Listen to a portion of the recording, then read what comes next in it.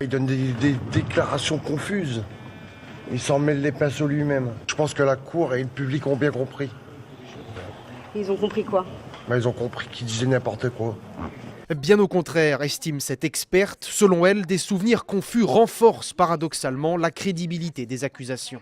Il a des flashs, mais il n'arrive pas à les mettre dans une temporalité. Ça, c'est le propre des enfants. C'est pour nous un symptôme, justement, qu'il a été traumatisé. Il faut toujours, par rapport à des enfants qui ont été victimes de faits d'agression sexuelle, de maltraitance, bien comprendre l'impact de ce qu'on appelle la mémoire traumatique.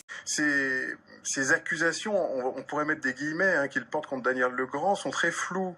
C'est-à-dire qu'il dit en fait que des images lui sont revenues et qu'il voit Daniel Legrand au domicile de ses parents, donc à Outreau, au moment des fêtes. Voilà. Mais il refuse absolument de donner quelques détails que ce soit, de porter une accusation claire qui pourrait être assez logique vu sa position de partie civile. La question évidemment qui se pose, c'est la crédibilité entre guillemets et sans remettre en cause une volonté quelconque de nuire de Jonathan Delay, parce que c'est vrai qu'il y a eu beaucoup de versions qui ont changé. Ils étaient très jeunes à l'époque où ils ont été victimes de ces viols et qui pourraient leur reprocher de ne pas se souvenir avec précision de tout ce qui s'est passé 10 ans plus tard. Je me retourne vers vous, Hélène Romano. Ce qu'on a entendu aujourd'hui à l'audience, on a entendu évidemment l'avocat de Monsieur Legrand dire que c'était n'importe quoi, que c'était le grand flou.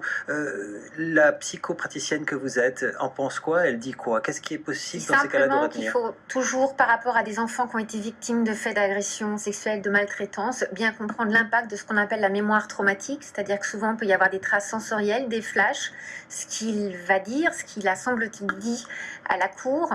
Il a des flashs, mais il n'arrive pas à les mettre dans une temporalité. Ça, c'est le propre des enfants. C'est pour nous un symptôme, justement, qu'il a été traumatisé.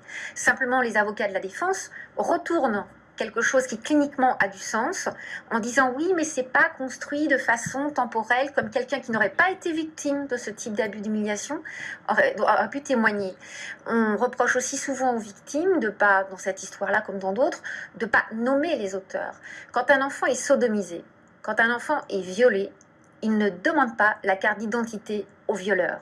Donc quand les avocats de la défense nous disent oui, mais l'enfant il n'a pas donné le nom de l'auteur, il n'est pas capable de donner le nom parce que l'auteur qui viole il vient pas avec sa carte d'identité. Il y a une agression grave, il y a un état de sidération, de prostration souvent vécu par les enfants victimes, de dissociation qui va entraîner des troubles au niveau comportementaux, qui va entraîner des troubles au niveau de la mémoire traumatique, lacunaire, difficile d'expliciter de façon chronologique.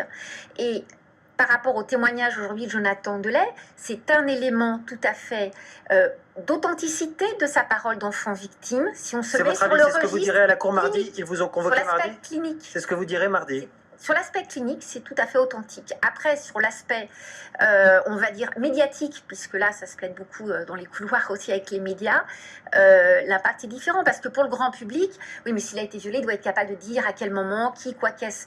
Il faut se remettre en position de comprendre, encore une fois, que des enfants qui sont agressés dans ces contextes-là ne peuvent pas faire un récit, une mise en lien, une élaboration comme quelqu'un qui n'aurait pas été violé.